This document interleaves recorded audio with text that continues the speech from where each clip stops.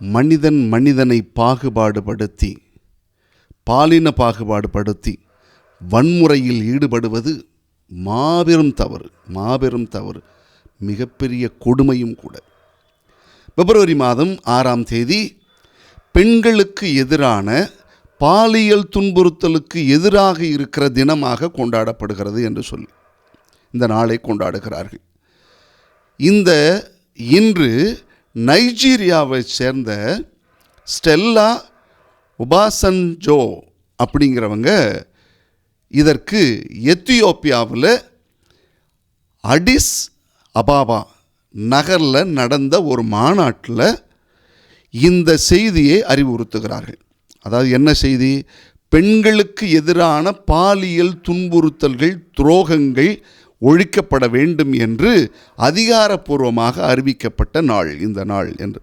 அதோடு மட்டும் இல்லை, ஐக்கிய நாடுகள் எல்லாமே இந்த நாளை ஒரு சர்வதேச விழிப்புணர்வு நாளாக கூட கொண்டாட சொல்லி நமக்கு அறிவுறுத்துகிறார்கள். இந்த நாளில் தொடங்கப்பட்டதனுடைய முக்கிய நோக்கம் என்னன்னா, பாலின சமத்துவம். பாலினம் சமத்துவம் அதுதான் இலக்கு. பெண்கள், குழந்தைகளுக்கு எதிரான பாலியல் தொந்தரவுகள் இது எல்லாமே உலக அளவில் ஒழிக்கப்படணும் அப்படிங்கிறாங்க.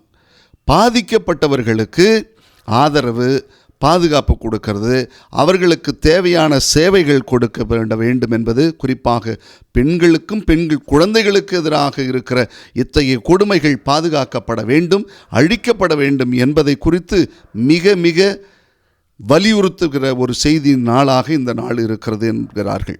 அதோடு மட்டும் இல்லை, இன்னொன்று தெளிவாக புரிஞ்சுக்கணும். அதாவது தவறிழைத்தவர்களுக்கு யாரெல்லாம் இப்படிப்பட்ட கொடுமைகளை செய்கிறார்களோ அவர்களுக்கு சரியான தண்டனை புகட்டப்பட வேண்டும் என்றும் யோசிக்கிறாங்க. ஏன் இது எங்கேயோ நைஜீரியாவில் பேசப்பட்டது, எத்தியோப்பியாவில் நடந்தது அப்படின்லாம் சொல்கிறோம். ஏன் இந்தியாவில் மட்டும் என்ன அப்படியேவா இருக்குது? இந்தியாவில் நடப்பதை பார்த்தால் இந்த நாளை நாம் இந்தியாவிலும் கொண்டாடினால் சிறப்பாக இருக்குமோ என்று எண்ணம் தோன்றுகிறது.